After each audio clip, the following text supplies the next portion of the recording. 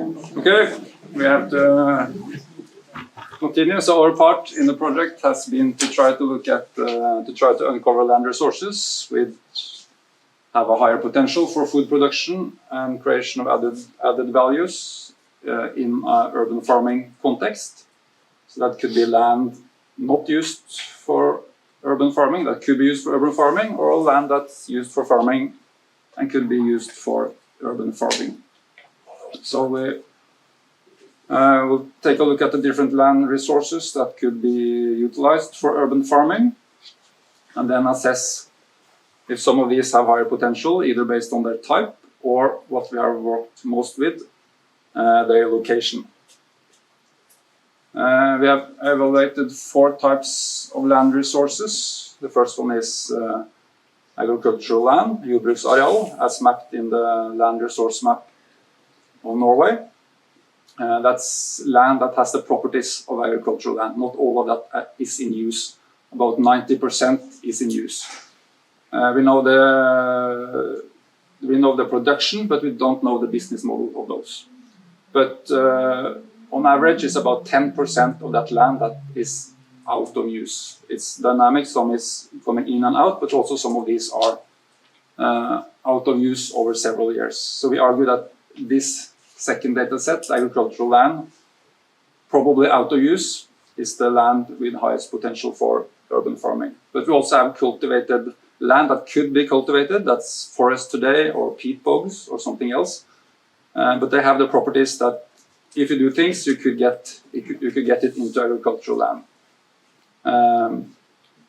But these are mapped. You can find them on the NIBIO map portal. But some of these are in restricted areas. Maybe we don't want to use peat bogs, etc. 4th data is green spaces, grønne områder, grønne arealer, which we could use for urban farming, but based on maybe their smaller size, and also that they are occupied with other functions like recreation, climate adaptation, mitigation, and also biodiversity.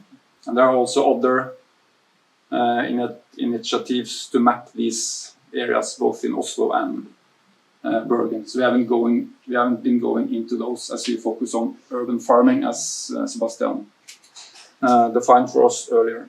So the Norwegian National Strategy says that which buildings, rooftops, urban spaces and land one deems suitable for urban agriculture, as well as location and the signs of the initiatives, must take account of the specific location. And we have turned this the opposite around, so we will look at, do the specific location have anything to say on the suitability of the land?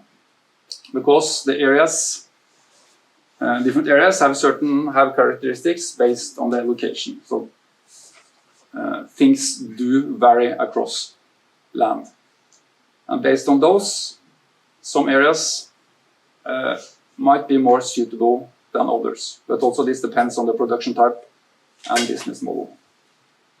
So the first question then maybe if we should put some properties on land is how far from the city can we call it urban farming? And it's challenging, as it says here, to draw an exact line, because it depends on what you do and also the willingness to travel.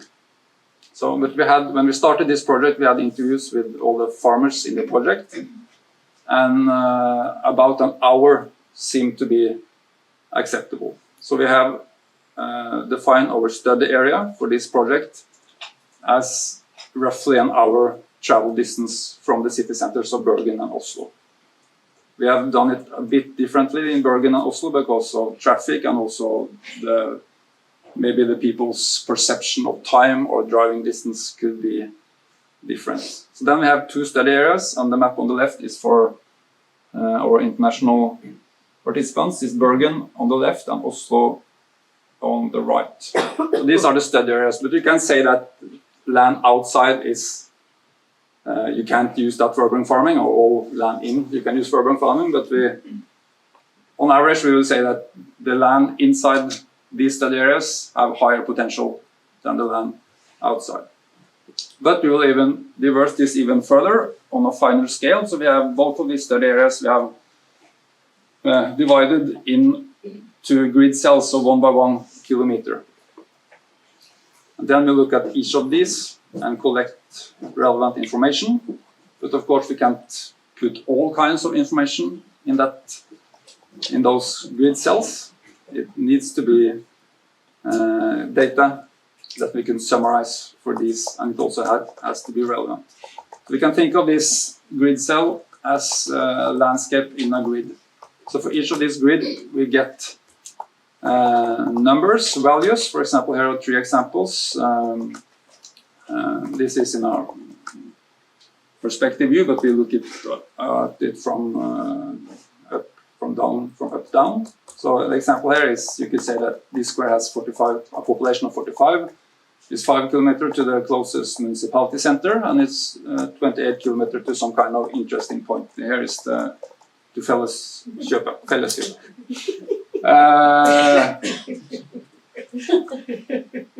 So we have used the official statistic grid for Norway of 1 by 1 kilometer. So there are several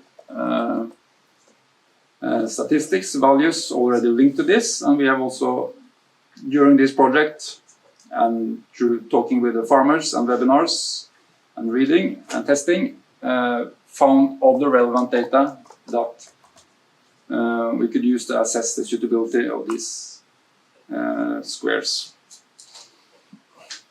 Example here, you see the darker color is the higher value. So here is the length of agricultural field margins, which could be an indicator of being an agricultural landscape.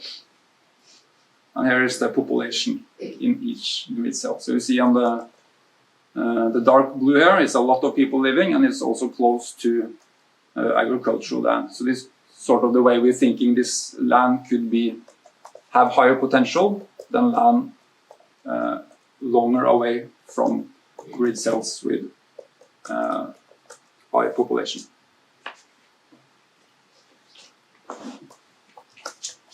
Well, now let's take a closer look at the methods of what we actually did.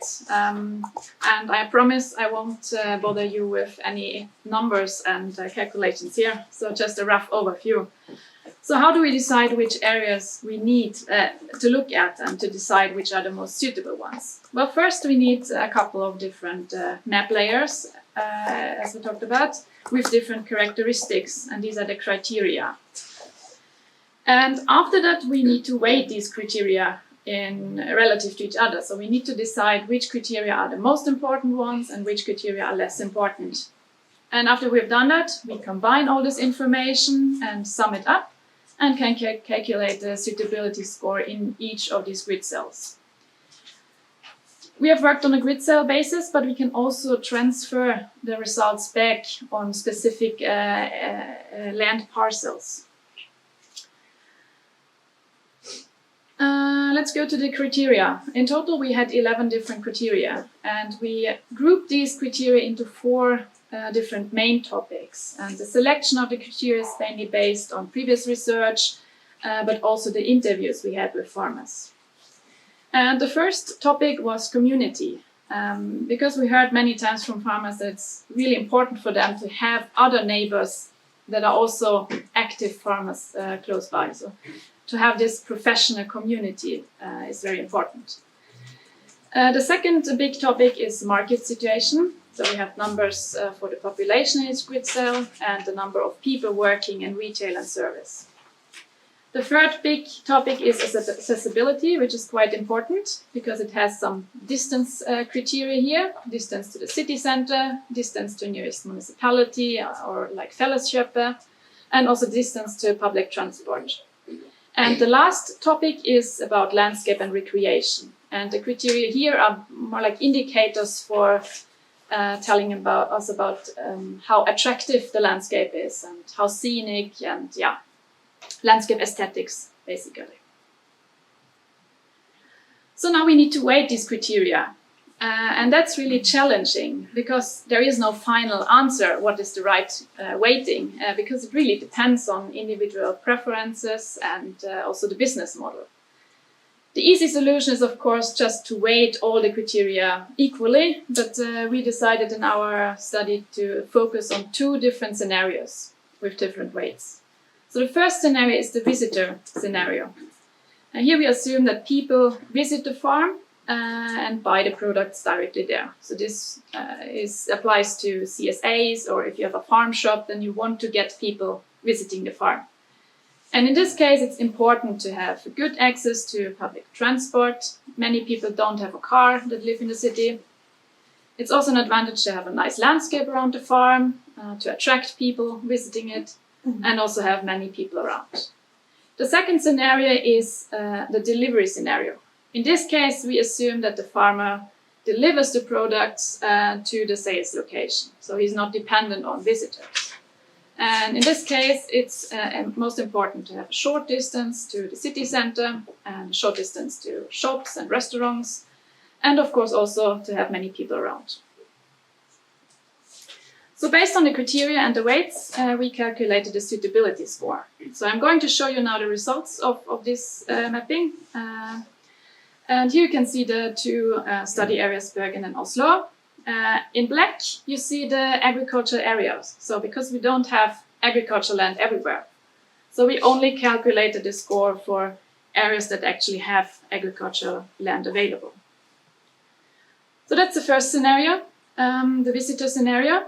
The suitability score is marked with the colors. The darker color is higher suitability, and the brighter color is a low suitability. And you see here some spatial variation, with more suitable areas closer to the city centers of Bergen and Oslo. But still, we have also outside the city many suitable areas, because we weighted landscape also as a very important criteria here. Very different to delivery. Here it's much more concentrated to the city centers of Oslo and Bergen, and less suitable areas outside of the city. I want to mention that our model does not exclude areas. It just ranks these or compares areas relative to each other. So it's still possible to use the yellow areas for urban farming, but they are less suitable than areas close by. Well, so far we didn't really consider the available land resources. So now that's getting interesting now, that we combine the information of the suitability mapping with information about the agricultural land that is probably out of use. So we did this here with the visitor scenario. And the dark spots are areas where we have a high suitability for urban farming activities. And at the same time, we have a high amount of agricultural land that is out of use. So these are really the hotspots that show a higher potential for urban farming. And that's the same here for the delivery scenario, which is very similar with the hotspots, but we see in the countryside it's less suitable areas here.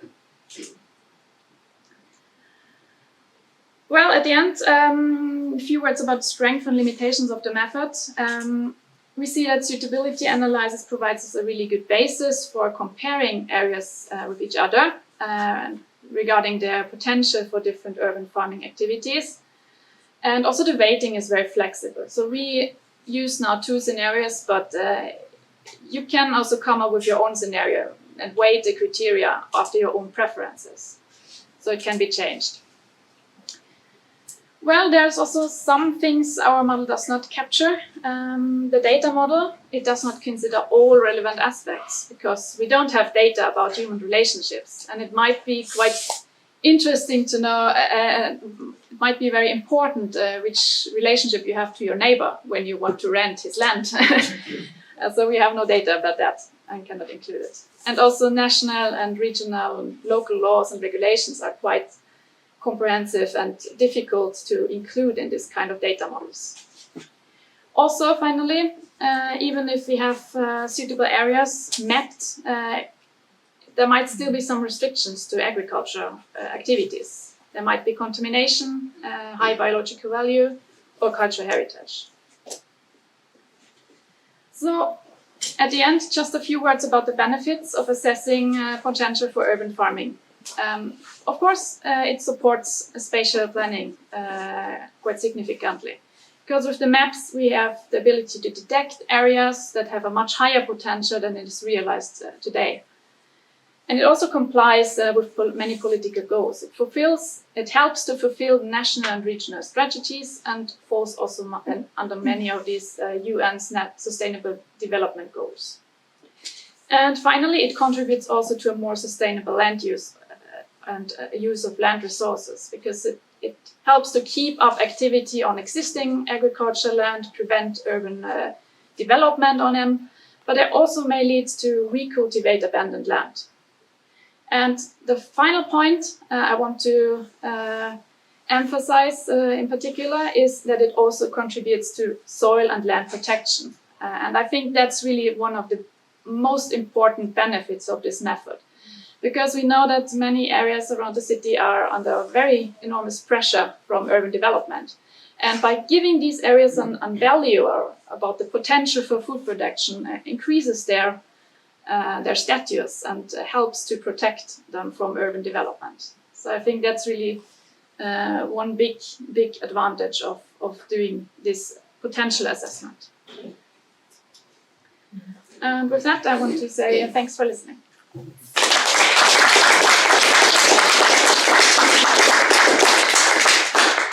Yeah, thanks both of you. Are there any immediate reaction or question? Oh, two, please. Yeah, I think Eloise was first. Okay. That's so interesting. Thank you. I'll leave Steph to ask a question. Steph's been involved in some similar mapping work of land in Bristol. The last point about the valuing that agricultural land to protect it from urban development, has your work fed into, or is there any kind of policy in existence in Norway that kind of offers protection to land that's used for growing to stop it being developed on, or is it just that having that information would help, kind of put forward a case for protecting it? I don't think there is a national. Also, we have a national goal to prevent development on agricultural land. It's a limit. But I think it's mainly done within the municipalities. And Okay. I can just show you the slide which I removed because we didn't have time. But these are from the strategies. And we had the Bergen, of course, it's a Norwegian, the Bergen strategy, but here it's also pointed at that the city or the municipality wants to be more restrictive in the future to this urban development of agricultural land. So I think it's getting into many administrations that we need to protect these areas. Yeah. Yeah. So your work could have value in sort of supporting the arguments for that protection by showing. Yeah, okay. Agricultural land is supposed to be in use. So we have laws for that. I don't remember the name. Jordloven or Okay. driveplikten. Yeah. So there is. There are a lot of people in the room who know a lot about it, so maybe it's best if you just get in touch later in the Maybe the break, most yeah. important for these abandoned areas that may look less and less as agricultural land. Then people start thinking of these having a value for other things, development or parking spaces. Yes. It doesn't look like agricultural land yet. So those 90% that is in use have some regulations on them, but the others will eventually, if we don't say they have a value, maybe be Okay. lost. So your approach is start growing on them and then they are afforded their protection. Yeah. Okay. Thank you. very briefly. Yeah. Is agricultural land graded according to quality here? So in the UK we have different grades, and is that factored in to the model? Yeah. So we have soil quality. We have also included those in some of. We have those as well, but not included in those scenarios. And these are also. They should also be part when you discuss land, part of the konsekvensutredning. Yeah. So it's part of the when you discuss land, you should look at what they call soil quality. Getting more, we're behind schedule. Okay. More a comment or a question? Yeah. We have a break soon, then you can get in touch with. Very good. Just comment to the first question. There's recent political suggestion for a strategy for prepared soil. Useful. Yeah, Brilliant. Thank you. so national. being processed at the Yeah. moment. Brilliant. That's national. That's national. Fantastic. Just a quick question. I'm a bit slow sometimes. What would be your take-home message for what have you discovered that you wanted to share with someone completely outside your field, like newspaper engineering? What would you say? What's the potential in the region, urban, peri-urban areas? How big is the potential for areas? In numbers or? No, like in the headline. Like we have a medium potential, we have a low potential, we have a very big. How would you describe it? Well, the amount of agricultural land in Norway is generally very restricted. But there's quite some areas that are out of use. So I think the potential to take them into use is high compared to what is available, of course. Compared to other countries, Norway is very restricted in the amount of agricultural land. But the actual potential of agriculture is, of course, a kind of combination among the land resource and, for example, market options and other things that we will hear about later today. Yeah. So that's why Food this. security, Yeah. and the headline could be this and this amount of land is available within 30 minutes driving distance from Oslo.